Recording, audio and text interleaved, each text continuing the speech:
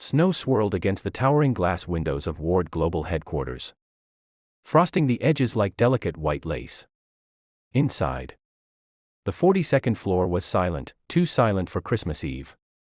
Ethan Ward, the CEO whose name filled business magazines and stock reports, sat hunched at his desk in the glow of his laptop.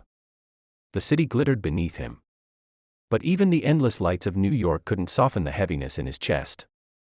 He had dismissed the last of his staff hours earlier, urging them to spend the night with their families.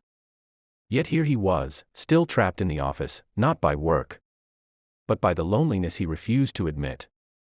The merger he had fought for all year was crumbling. Investors were panicking. Everything he'd sacrificed his life for seemed ready to collapse. And tonight it all pressed down on him at once. He loosened his tie, leaned back, and covered his face with both hands. The quiet was suffocating. His ex-wife hadn't returned his messages in months. His son barely spoke to him anymore. The holidays, once warm and loud, had become just another reminder of everything he had lost on his climb to success. The sudden ding of the elevator cut through the silence. Ethan straightened, irritated. No one should still be here. Footsteps echoed down the hallway, light and uneven. Then a tiny face peeked around his half-open office door. A girl no older than 7, with big brown eyes and curly hair tied with a red ribbon, looked at him with innocent curiosity. Mister," she whispered. "Why are you sitting in the dark?" Ethan blinked, startled. "I'm just thinking. Where's your mom?" "She's cleaning downstairs," the girl said, stepping into the room. "I'm Mia. She brought me because my daycare closed early for Christmas." Her small hand clutched a candy cane. And after a moment of hesitation, she walked up to his desk and held it out. "You look sad. Here. You can have mine." Ethan felt a strange lump rise in his throat. "Thank you, Mia. I'm okay, just a little tired." She studied his face with surprising seriousness. "My mom says nobody should be alone on Christmas." Then, with a softness that shattered the walls around his heart, she added, "If you want, you can borrow my mom.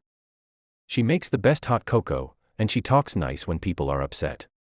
Ethan exhaled slowly, the sting behind his eyes returning, not from stress this time, but from unexpected kindness. And for the first time all night, the office didn't feel quite so empty. Ethan hesitated only a moment before following Mia down the quiet hallway, the soft tap of her small shoes echoing against the polished floor. She led him toward the break room, the one space in the massive building that still held signs of human warmth. Inside, Elena Torres, her mother, was wiping down a counter, her dark hair pulled back and her uniform sleeves rolled neatly to her elbows. She looked up in surprise when she saw Mia tugging the CEO by the hand. "Mr. Ward, sir, I'm sorry," she said quickly, setting the cloth aside.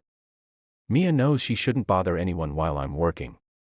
"It's all right," Ethan said gently, holding up a hand. "Your daughter didn't bother me.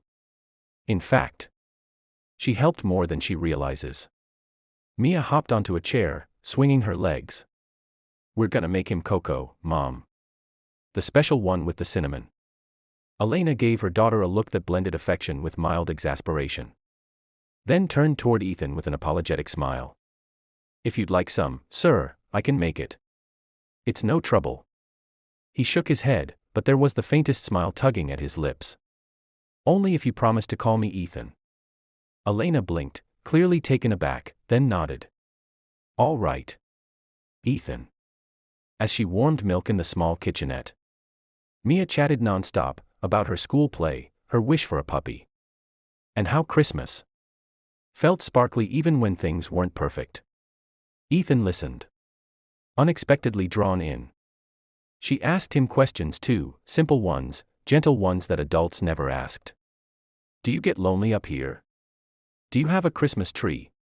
Do CEOs get presents?" Ethan found himself answering honestly. "Sometimes, no. And not really." Mia frowned and handed him a second candy cane she had tucked in her pocket. "Now you have a present." Elena placed 3 mugs on the table, steam curling upward in soft swirls. Ethan took a sip, and for a moment, everything slowed. The sweetness, the warmth.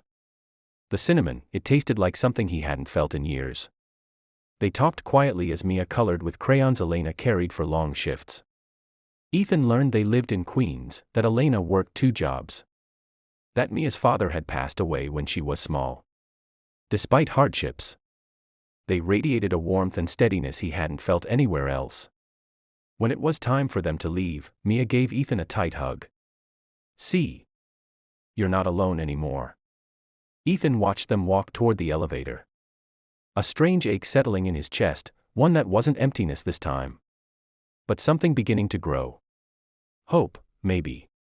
Or the feeling of Christmas finally finding its way back to him.